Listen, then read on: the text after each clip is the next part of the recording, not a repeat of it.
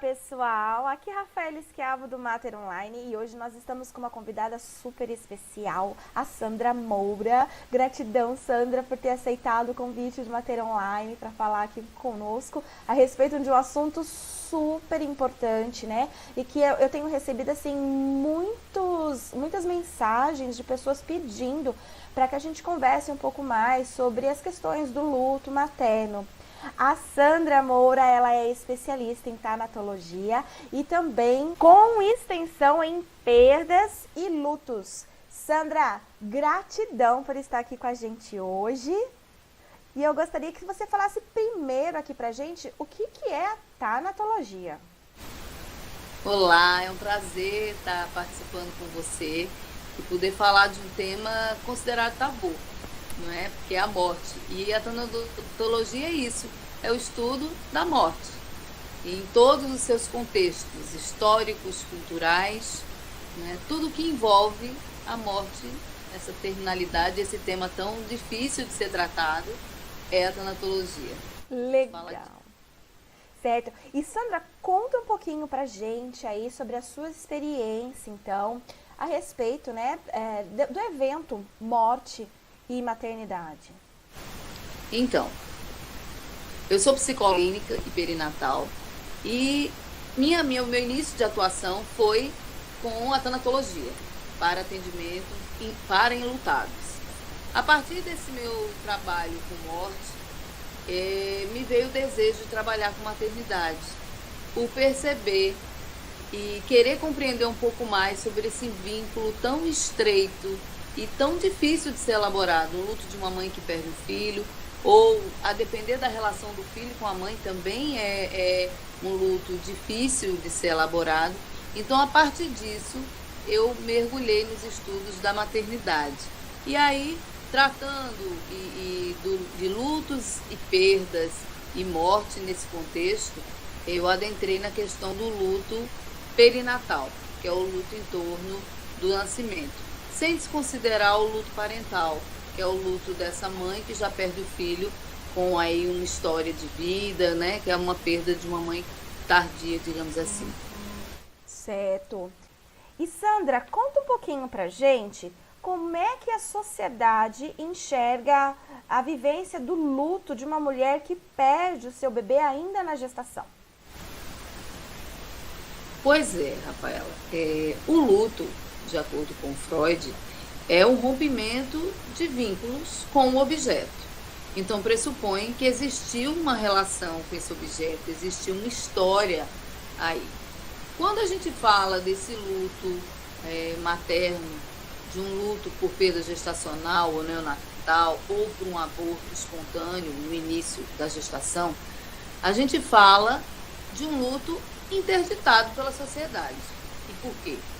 Porque ele é um luto, gente, é uma dor não vislumbrada. Não consegue se enxergar isso porque não se sabe o que foi perdido, nem com o objeto e nem no objeto. Então, por isso que é tão difícil e não raro as pessoas utilizam-se de frases bem clichês, né? Você é muito jovem, logo vocês engravidam de novo, foi melhor agora do que depois, justamente por isso, porque existe essa dificuldade de vislumbrar o que foi perdido no e com o objeto, que é diferente de um luto onde houve uma história, houve uma relação, houve vínculos, porque nesse caso o vínculo existiu sim, mas entre a mãe e o bebê, entre a mãe e o pai, entre a mãe e alguns familiares, daí essa dificuldade. E aí, uma vez que esse luto não é autorizado pela sociedade, resta a essa mãe silenciá-lo. Ela fica impossibilitada de falar desse luto, de falar dessa dor, e ela não encontra esse espaço já na maternidade, se a gente for pensar em tantos casos de lutos silenciados nesse ambiente. Certo. E isso pode trazer consequências, então, para essa mulher que fica silenciada, não sendo permitido vivenciar esse luto? Sim, porque o luto vem da palavra do latim luto, que significa tristeza, dor, mágoa. Não há outro meio de se elaborar um luto, senão falando dele, rememorando, para que possa ressignificar. Logo, se esse luto, ele é tolhido, ele é silenciado, ele não é permitido já desde a maternidade. Essa mulher não vai encontrar esse espaço. O que a gente pode pensar nisso? Um luto que não é elaborado, ele pode se tornar um luto crônico. E o que significa isso? Adoecimentos de ordem psíquica, como depressão, transtorno de ansiedade, síndrome do pânico, o estresse e uma série de outros adoecimentos que são recorrentes e que muita gente às vezes pensa assim, que isso pode acontecer nos primeiros meses. Não é raro receber no consultório uma pessoa que vem com processo de depressão, com ansiedade, uma série de adoecimentos da ordem psíquica. E quando a gente vai fazer a anamnese, investigar, existe uma perda aí que não foi elaborada, que não foi colocado nesse livro. E aí o que a gente faz nesse nosso trabalho, na psicoterapia? É poder possibilitar, mesmo que tardio, que ela possa falar e elaborar esse luto. Isso quando não acontece desse luto ser revivido em outros. Daí a grande preocupação e o nosso cuidado com o luto materno. Porque se ela não elabora esse luto nesse momento, em um outro momento, um luto pode ser revivido. Aí ela pode perder um vizinho e desencadear um processo de luto. Eu digo um vizinho porque a gente pode ter um contato muito próximo com vizinhos. Mas eu digo que um luto que as pessoas podem não compreender. Meu Deus, ela nem tinha tanto contato com essa pessoa, por que ela está adoecendo por causa disso? Mas porque ela está revivendo, porque um luto atualiza o luto. Então, por isso que é tão importante a gente cuidar dessa dor do luto, principalmente do luto materno.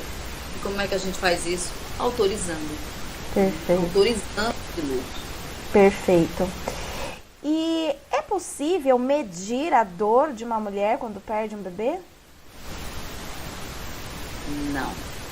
Não é possível medir a dor nem de uma mulher quando perde um bebê. E eu acho que a dor de ninguém a gente consegue medir, né? Isso é muito individual. Por isso que é tão importante o acompanhamento e até essa escuta, porque filho é da ordem do desejo.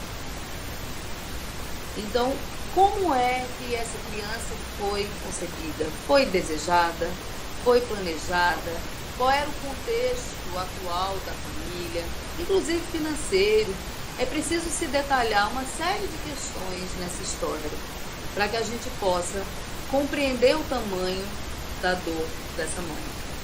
Quais eram as expectativas? Como é que isso era posto? O que é a maternidade para ela? O que é ser mãe? Porque tudo isso vai culminar no resultado dessa dor. Vai ser uma dor menor, uma dor maior, mas a gente não tem como dimensionar. Porque ela pode ser inclusive uma dor negada, uma dor carregada de culpa, de outros desejos, de medos. Então é preciso que a gente faça uma escuta muito calma, muito tranquila, com muita empatia, né?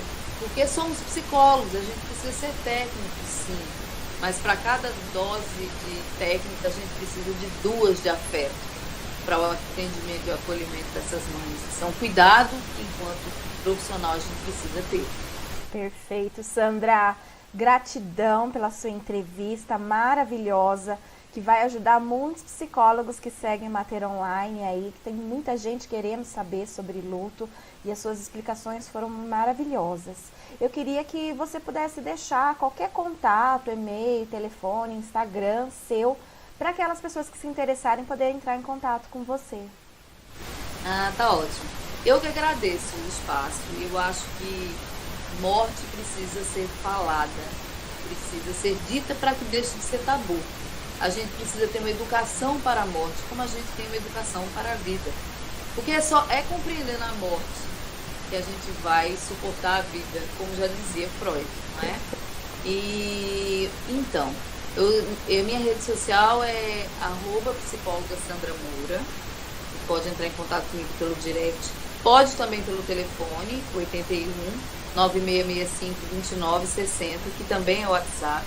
eu tenho o maior prazer de atender e tirar dúvidas, porque eu tenho assim uma coisa comigo assim de levar esse tema da morte com leveza, para que a gente possa acolher cada vez mais de forma amorosa, empática, as pessoas que chegam ao nosso consultório, que sofrem com essa dor, porque a gente recebe pessoas intensamente doloridas, e aí a gente precisa entrar em contato com isso para fazer o melhor que a gente pode. Muito obrigada, tá?